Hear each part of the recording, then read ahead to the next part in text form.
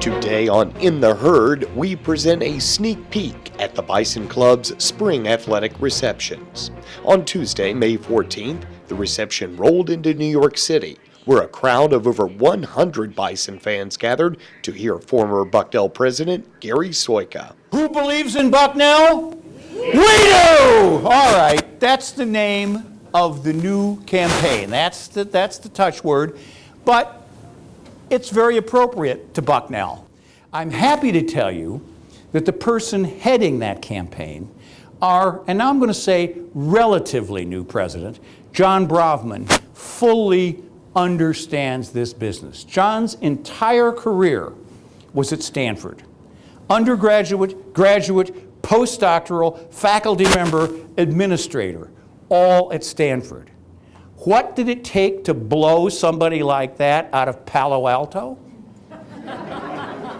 A look at a place in Lewisburg, which has been doing many of the same things, and in some ways has a few advantages that Stanford didn't have, having to do with size and having to do with where we are on the growth curve. But tonight, this is a Bucknell athletic gathering.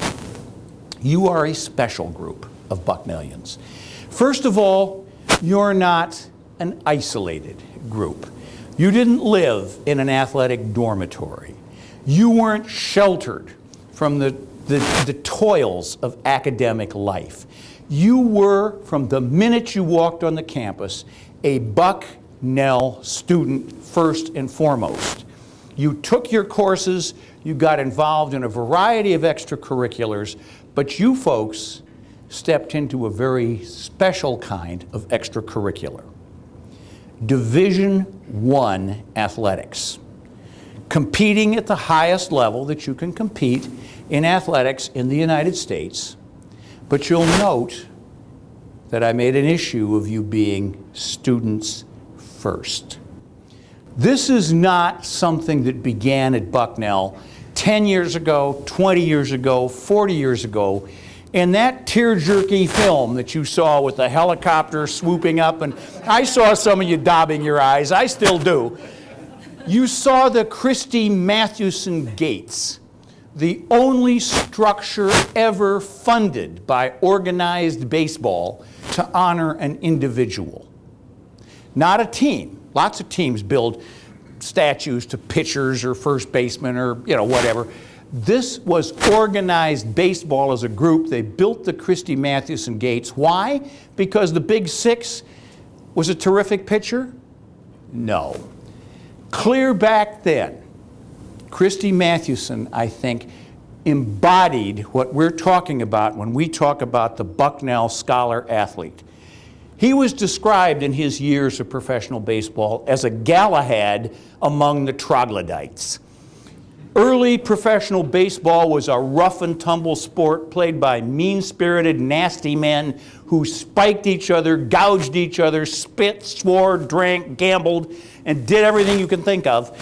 And Christy Mathewson was a gentleman, a college man who wrote poetry, short stories, played the trombone, and was one hell of a drop kicker, as well as a first-rate baseball player, and was in the first group inducted into the Baseball Hall of Fame. We are not in the entertainment industry.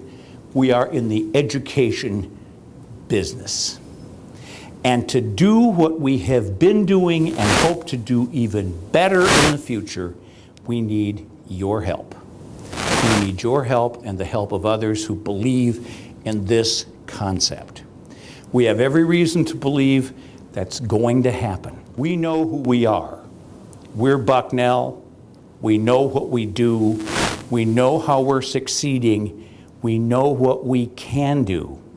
We know that it'll take a little time, but keep an eye on us, because in the years to come, your alma mater is going to make you very, very proud as a student-athlete alumnus. If you would like to attend one of the remaining Bison Club Spring Athletics receptions, there are 4 more. Tuesday, May 21st in Boston, Wednesday the 22nd in Connecticut, the 28th in Pittsburgh, and May 29th in Philadelphia. you.